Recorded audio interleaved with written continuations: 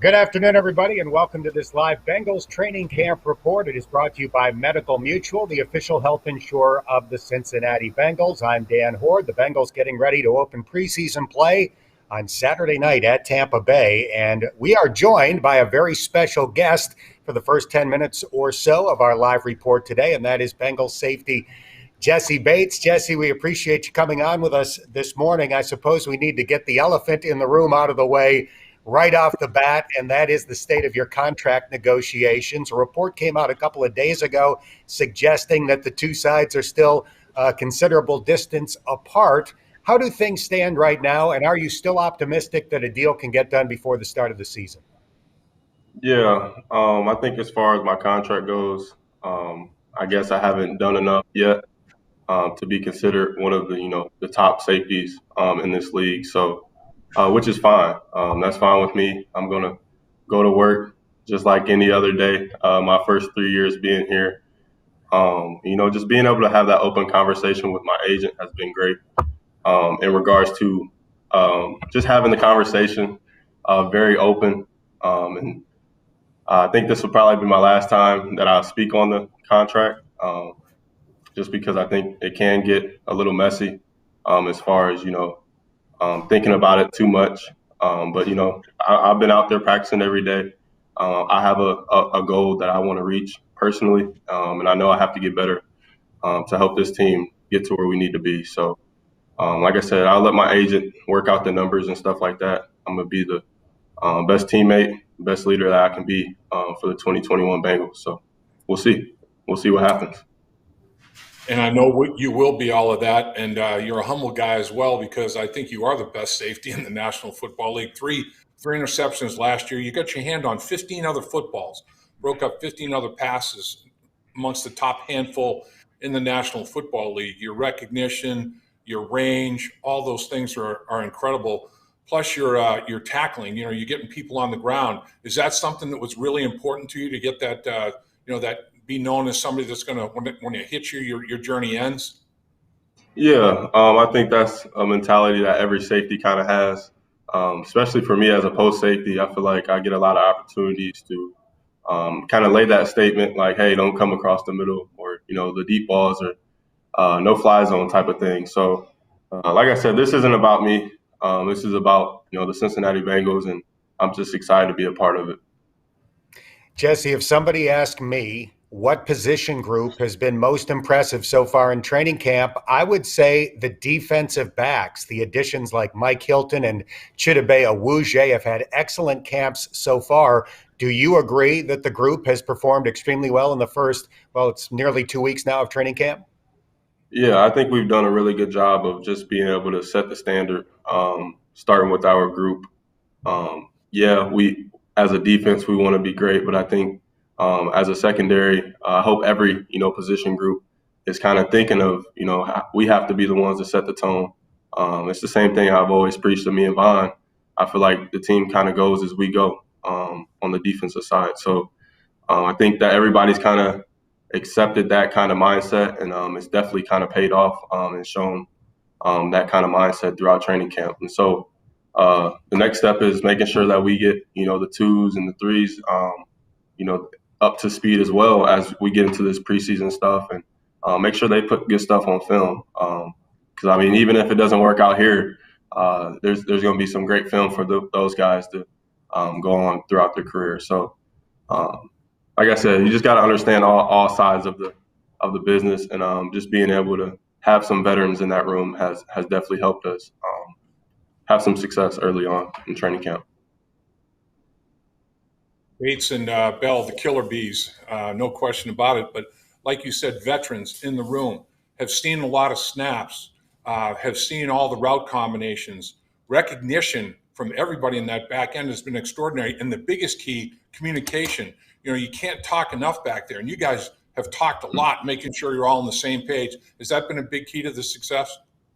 Yeah, like I said, just being able to have those veterans that have seen a lot of football, seen a lot of route combinations, seen how do we get beat in quarters, how do we get beat in 3J, just stuff like that. Being able to have experience and not just always getting it from the coach, I think has definitely helped us.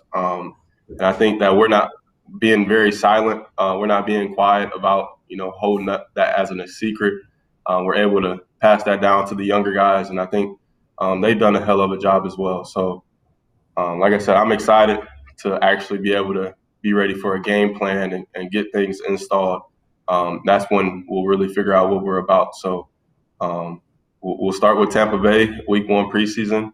I think we're playing the first couple series, so that'll be very exciting to kind of set our paths and see where we are. It's going to be hot out there today, so we're going to let you go hydrate and get ready for practice this afternoon. We appreciate you jumping on with us and look forward to you having another outstanding season. Thank you, Jesse. Absolutely. Thank you, Dan and Dave. I always appreciate it. It's always a pleasure. Thanks. All right, that is second-team All-Pro from last year, Jessie Bates. Patrick Mahomes was a second-team All-Pro a year ago, so that puts into perspective the kind of year that he had. And let's transition, Lap, as we get ready for preseason game number 1 coming up on Saturday at Tampa Bay. Let's take a look at the unit that I think most people are really interested in seeing on Saturday, and that is the offensive line. It's a work in progress. That is no secret, particularly inside, where I think you are the only guard that's been out there at practice that hasn't been in the mix for a starting position so far in training camp. Yeah, they're trying to find the right combination for sure, and it's a matter of consistency. One day, one player will have a good day at practice and one-on-ones and executing all the techniques and footwork is outstanding, and then not so much the next day, and then somebody else will do the same thing. So right now, 2 things for the offensive line: consistency of performance, and stack them back to back to back. Not just one-day wonders and one-day hits. Do it over a long stretch of time, and then make sure that you're on point with your techniques. There's no question about it. That's important. And then pad level. It's still everybody, not just offensive linemen. Everybody in the early stage of the season has to get their pad level down. Defensive linemen don't want to stand up and give their chest away.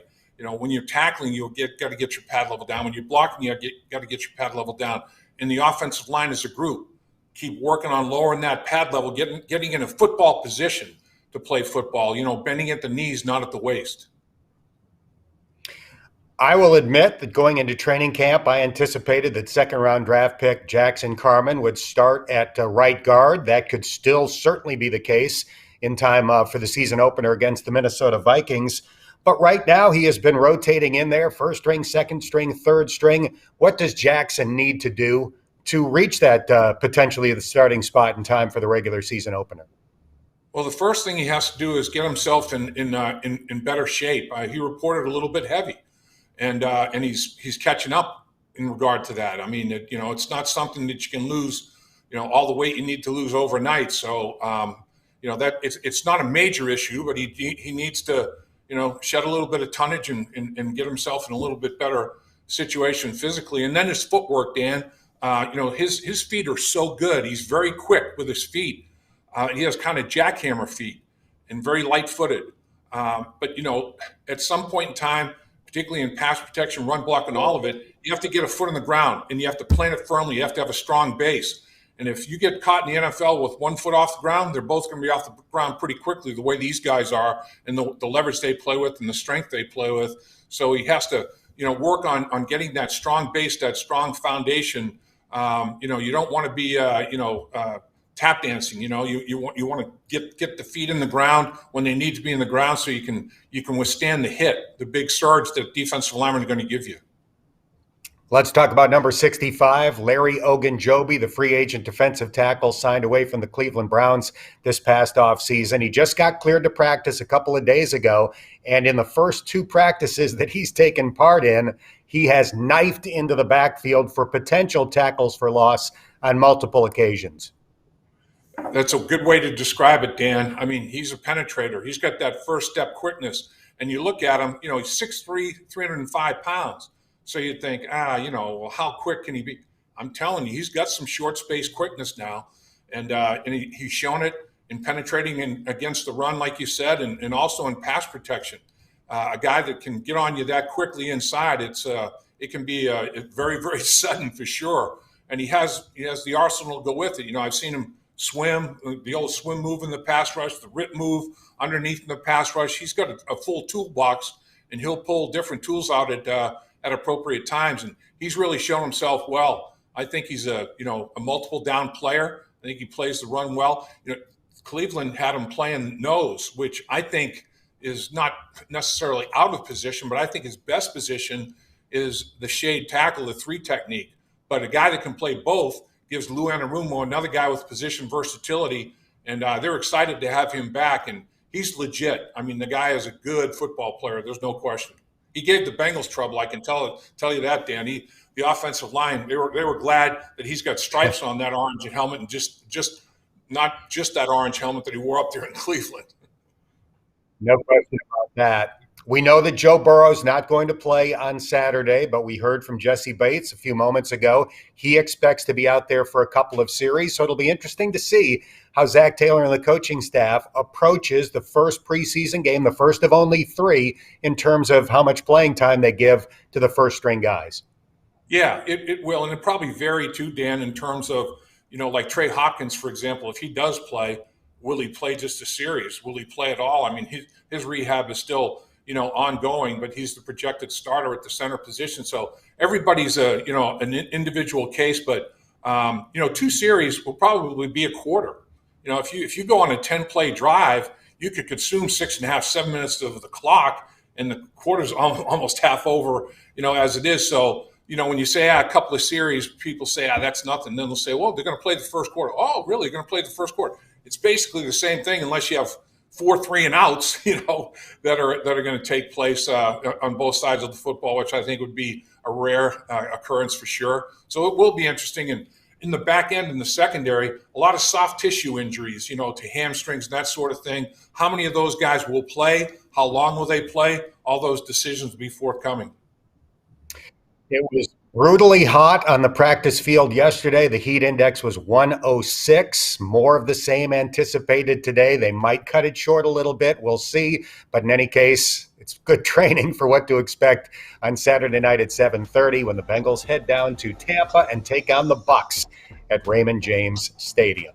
Lap, thanks for the time. Look forward to seeing you out in the practice field today. We're right in the middle of dog days of summer, Dan.